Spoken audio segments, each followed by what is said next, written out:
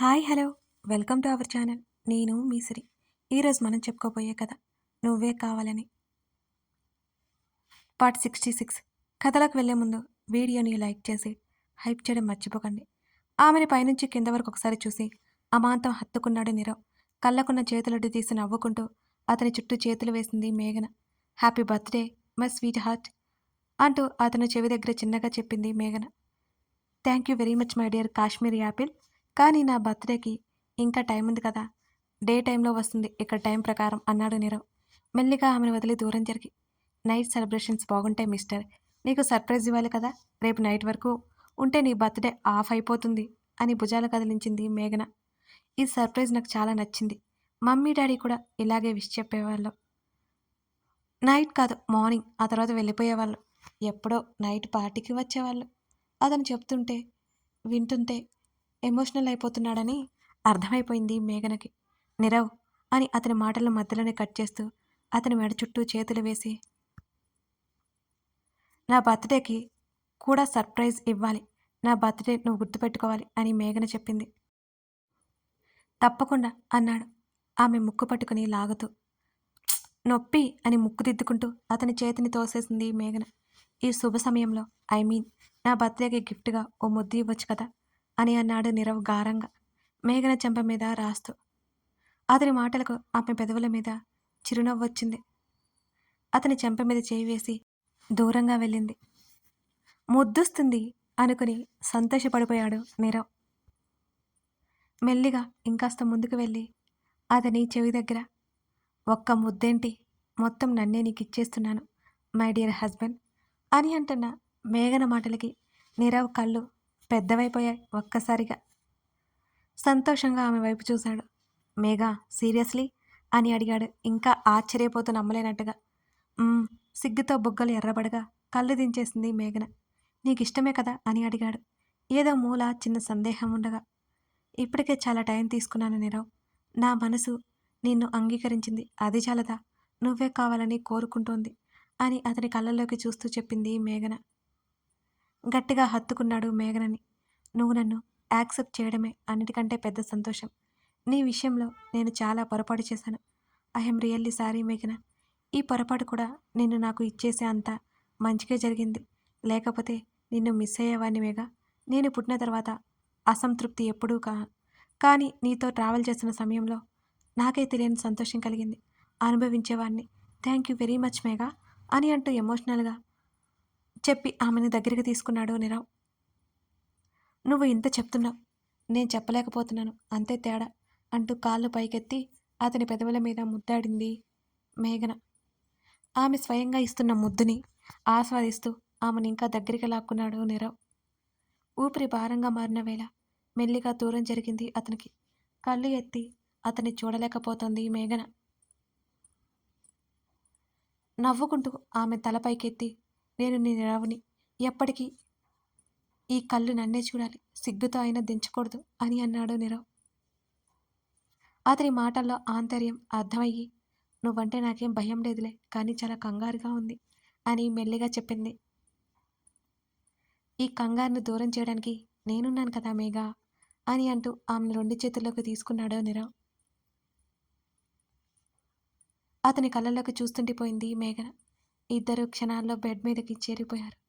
మరోసారి మేఘన నుదుటి మీద ముద్దు పెట్టి ప్రణయపు సంగమానికి దారితీస్తూ ఆమె పెదవుల మీద అతని పెదవులు నిలిపి అక్కడి నుండి మెల్లిగా శరీరం మీద అతని పెదవులు ప్రయాణం సాగిస్తున్నాయి. పూర్తిగా నీరవ్ మైకం కమ్మేసింది మేఘనకి. అతనికి అనుగుణంగా అప్రయత్నంగానే మారిపోయింది మేఘన. విరహపు జాడలకు స్వస్తి చెప్పి సరసపు క్షణాలలో తల మునకలైపోయారు ఆ ఇరువురు. సరసపు సమరం పదే పదే జరుగుతుంది. ఆ రాత్రి మెల్లిగా తగ్గుముఖం పట్టింది. తెల్లవారుతోండగా ఆమె హృదయాన్ని పానుపుగా చేసుకుని కళ్ళు మూసుకుని ఉన్నాడు. తృప్తిగా హత్తుకొని అతని నుదుటిన ముద్దాడింది మేఘన. ఆ రోజంతా ఎన్నాళ్ళ నుంచో ఇద్దరి శరీరాల మధ్య ఎడబాటు పూర్తిగా చెరిగిపోయింది. మరుసటి రోజు ఉదయాన్నే విక్రమ్ ఫ్యామిలీ, అశోక ఫ్యామిలీ వచ్చేశారు. అశోక్ని అయితే కాలు కింద పెట్టనివ్వట్లేదు. వాళ్ళ సంతోషాన్ని చూసి నవ్వుకున్నాడు విక్రమ్. వాళ్ళ నాన్న తన వైపుకి చూడగా అంతా ఓకే అని కళ్ళార్పాడు. అశోక తండ్రి మావయ్య ఇద్దరూ అశోక్‌కి గోల్డ్ ప్రెజెంట్ చేశారు గిఫ్ట్‌గా. అందరితో ఇల్లంతా కలకల్లాడిపోయింది. నీరవ్ ఫోన్ చూడు. కళ్ళు తెరవకుండా అతని భుజం మీద తడుతూ పిలిచింది మేఘన. "ఉమ్" అంటూ బద్ధకంగా కళ్ళు తెరిచి ఫోన్ చేతుల్లోకి తీసుకున్నాడు నీరవ్. మళ్ళీ నిద్రలోకి జారుకుంది మేఘన. "చెప్పు విక్కీ" అని అన్నాడు ఆవలిస్తూ. "డిస్టర్బ్ చేశానా?" అని నవ్వాడు విక్రమ్. "అదేం లేదు. ఎలాగో లేచి టైం అయింది" అని అన్నాడు నీరవ్. "హ్యాపీ బర్త్‌డే నీరవ్" అని చెప్పాడు విక్రమ్. "థ్యాంక్ యూ బ్రో" అని నవ్వేశాడు నీరవ్. "హ్యాపీ బర్త్‌డే నీరవ్" అని పక్క నుంచి అరిచింది అశోక. "థ్యాంక్ యూ బంగారు" సన్నటి చిరునవ్వుతో చెప్పాడు నీరవ్. "నీ బర్త్‌డేకి ఏం గిఫ్ట్ ఇచ్చింది మేఘన" అని అడిగింది అశోక నవ్వుతూ. "తను చాలదా? మరి గిఫ్ట్ ఎందుకు?" మేఘన తల నిమురుతూ అడిగాడు నీరవ్. అతని మాటల్లో ఆంతర్యం అర్థమై అశోక ముసిముసిగా నవ్వుకుంది. అర్థం కాని విక్రమ్ మామూలుగా అతన్ని యాక్సెప్ట్ చేస్తుందేమోనని అనుకున్నాడు. "ఏం చేస్తుంది మేఘన?" "నిద్రలో ఉంది" అని అన్నాడు నీరవ్. "పాపం పడుకోనివ్వు, అసలే అలసిపోయి ఉంటుంది" అని చెప్పి నోటి మీద చేయి వేసుకుంది అశోక. "అషూ" అలకగా అన్నాడు నీరవ్. ఆమె నవ్వి, "మీ ఇద్దరు సంతోషంగా ఉండడమే మాకు కావాలి. మీతో ఒక విషయం చెప్పాలి" అని విక్రమ్ వైపు చూసింది. కాస్త కంగారు పడిపోయాడు నీరవ్. "ఏంటది?" అని అడగ్గా స్పీకర్ ఆన్ చేయమని చెప్పాడు విక్రమ్. స్పీకర్ ఆన్ చేశాడు నీరవ్.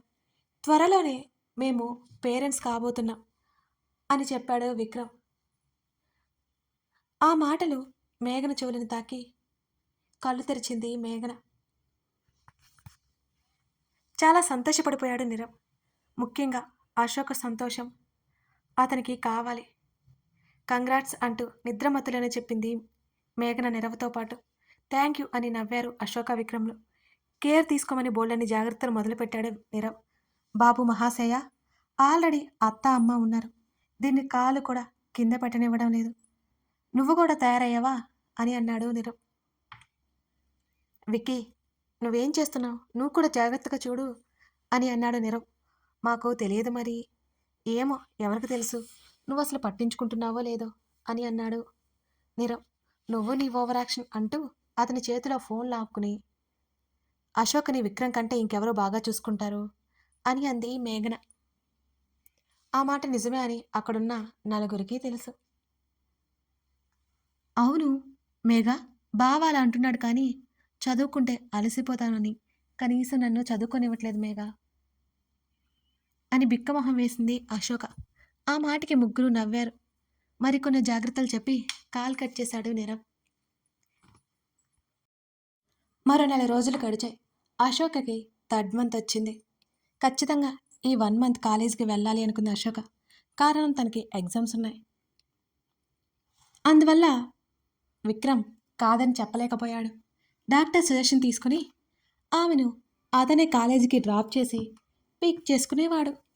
అలాగే రోజులాగే ఇద్దరు కారులో కాలేజీకి బయలుదేరారు.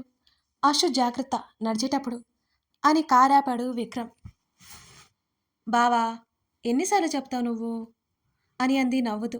"నువ్వు తాబేలు పిల్లవి అని తెలుసు కానీ నా జాగ్రత్త నాది" అని భుజాలు కదిలించాడు విక్రమ్. "బావా" అని అలకగా చూసింది అశోక. "బాక్సులో పెట్టినవని తినేయాలి. మిగిల్చుకొని వచ్చావో కాలేజీకి కట్ చేసి ఇంట్లో కూర్చొని పెడతాను" అని బెదిరించాడు. స్వీట్ వార్నింగ్ ఇచ్చాడు. "రోజూ తింటున్నానుగా" అని మూతి విడిచి చెప్పింది. "ఏం తింటున్నావే? అబద్ధాలు చెప్పుకో. ఫ్రూట్స్ అసలు తినట్లేదు అని అమ్మ చెబుతోంది నాకు. తెలీదు అనుకుంటున్నావా" అని సీరియస్గా చూశాడు. "బావా, అత్త ఎక్కువగా పెడుతోంది బావా, నిజంగా" అని అమాయకంగా చెప్పింది అశోక. "చేసిన యాక్షన్ చాలేవే. నీలాగే నా బేబీని కూడా తయారు చేయకు బక్కదానా, పో" అని అన్నాడు విక్రమ్. ఆ మాటకి సీరియస్గా చూసి కార్ దిగి కాలేజీలోకి వెళ్ళిపోయింది మెల్లిగా. ఆమె లోపలికి వెళ్ళేంత వరకు అక్కడే ఉండి అక్కడి నుంచి ఆఫీస్కి బయలుదేరాడు విక్రమ్. మధ్యాహ్నం టైంకి అనీజీగా అనిపిస్తుంటే అప్పటి వరకు క్లాసెస్ వినికి ఉండలేక విక్రమ్కి కాల్ చేసింది అశోక. విక్రమ్ చాలా బిజీగా ఉండడం వల్ల కాల్ లిఫ్ట్ చేయలేదు ఆమెది. విక్రమ్ వాళ్ళ నాన్న పంపించాడు. మామయ్య కోసం ఎదురు చూస్తూ పార్కింగ్ ప్లేస్లో కూర్చుంది అశోక. క్లాసులు జరుగుతూ ఉండడం వల్ల కాలేజీ మొత్తం చాలా సైలెంట్‌గా ఉంది. వాళ్ళ మామయ్య వచ్చి కాల్ చేయడంతో బయటికి వచ్చింది. ఇద్దరు కారులో ఇంటికి బయలుదేరారు. సడెన్‌గా ఒక అతను కారుకి అడ్డు రాగానే బ్రేక్ వేశారాయన. "అసు, నువ్వు బాగానే ఉన్నావే?" కంగారుగా అడిగాడు. సడెన్‌గా ఎవరో అడ్డు రావడంతో భయపడిపోయింది అశోక. "నేను బాగానే ఉన్నాను మావయ్య" అని మెల్లిగా చెప్పింది. ఊపిరి పీల్చుకొని కారుకు అడ్డుగా వచ్చింది ఎవరో అని ఇద్దరు కారు దిగి చూశారు. ఒక స్వామీజీ కనబడగానే కంగారుగా దగ్గరికి వెళ్ళి ఎలా ఉందో ఏంటో అని కనుక్కున్నారు. "స్వామి, మీరు బాగానే ఉన్నారా?" అని కంగారుగా అడిగింది అశోక.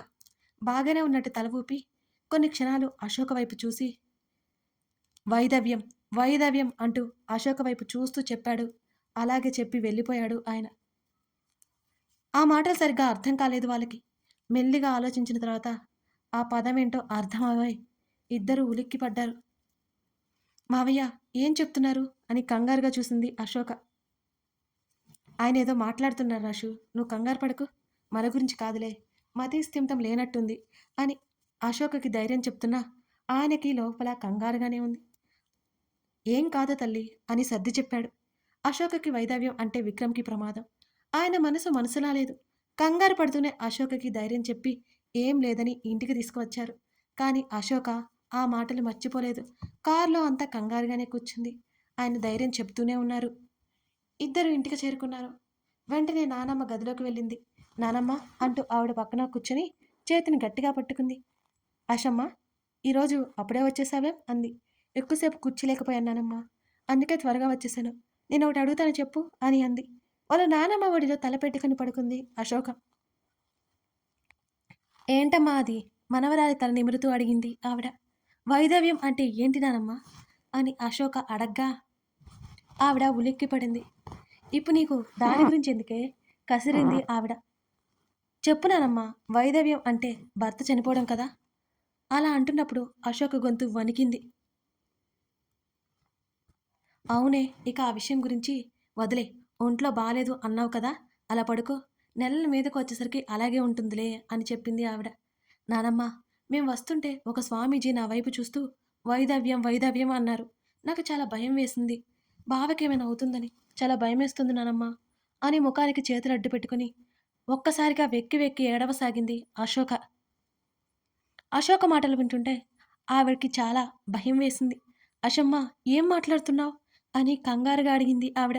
"అవును నానమ్మ, అలాగే అన్నారు" అని ఏడుస్తూ చెప్పింది. అశోకకి జ్యూస్ తీసుకొస్తున్న విక్రమ్ వాళ్ళమ్మ చేతిలో జ్యూస్ గ్లాస్ నేల మీదకి జారిపోయింది. భల్లున పగిలింది శబ్దం చేస్తూ. ఉలిక్కిపడి చూశారు ఇద్దరు. కంగారుగా అశోక దగ్గరికి వచ్చి "ఏమైంది? ఏం మాట్లాడుతున్నావు?" అని అడిగింది భయపడుతూనే ఆవిడ కూడా. "అత్తా" అంటూ లేచి ఆవిడ్ని హత్తుకుంది. ఆవిడ అప్పటికే ఏడుస్తోంది. అశోక చెప్పిన మాటలు విన్న తర్వాత, "అత్తా, నాకు వైదవ్యం అంటున్నారు ఒక స్వామి. భయమేస్తోందత్తా. త్వరగా బావని ఇంటికి రమ్మని చెప్పత్తా. బావని క్షేమంగా చూసే వరకు నాకు మనశ్శాంతి ఉండదు" అని తను అత్తని పట్టుకుని ఏడుస్తోంది అశోక. "అశు, ఏడవకే. కడుపులో ఉన్న బిడ్డవి. అస్సలు ఏడవకూడదు. మంచిది కాదు. ఇప్పుడే విక్కీకి ఫోన్ చేస్తానంటూ" ఒకవైపు కన్నీళ్లు పెట్టుకుంటూ కోడలి కళ్ళు తుడిచింది ఆవిడ. ఆమె నుంచి దూరం జరిగింది. ఆ గదిలో నుండి ఏడుపు వినిపిస్తుంటే కంగారుగా వచ్చాడు విక్రమ్ వాళ్ళ నాన్న. ఏమైందా అని అనుకుంటూ. అక్కడికి వెళ్ళగానే విషయం ఏంటో అర్థమైంది ఆయనకు కూడా. "ఏవండి, త్వరగా విక్కీకి కాల్ చేయండి" అని తొందర పెట్టేసింది ఆవిడ. "అశు" అంటూ కోడలి దగ్గరికి వెళ్ళి, "అర్థం చేసుకోమ్మా, ఆయన మతిస్థిమితం లేదు. నువ్విలా ఏడిస్తే నీకే ప్రమాదం తల్లి. అలాంటిదేమీ జరగదు. విక్కీ ఇప్పుడు నాకు కాల్ చేశాడు. మీటింగ్లో ఉన్నాడు. ఇంటికి రమ్మని చెప్తాను. వస్తాను అన్నాడు కూడా. కంగారు పడకు తల్లి" అని సర్ది చెప్పాడు ఆయన. ఆయన మాటలకి కొంచెం కుదురుగా ఉన్న అందరికీ లోపల చాలా భయంగా ఉంది. విక్రమ్ ఇంటికి వచ్చే వరకు వాళ్ళెవరికీ మనశ్శాంతి ఉండదు. "నేను ఇంకా ఇంట్రెస్టింగ్గా ఈ స్టోరీని ముందుకు ఆయన చెప్పినట్టు జరుగుతుంది. మర్చిపోకుండా సపోర్ట్ చేస్తారని ఆశిస్తున్నాను. ఇంకా మన ఛానల్ని తెలియాలంటే సబ్స్క్రైబ్ చేసుకోవట్లయితే కథ నచ్చితే లైక్ చేసి కామెంట్ చేయండి. రోజు చెప్పే మాట అయినా మీ లైక్స్, మీ కామెంట్స్కి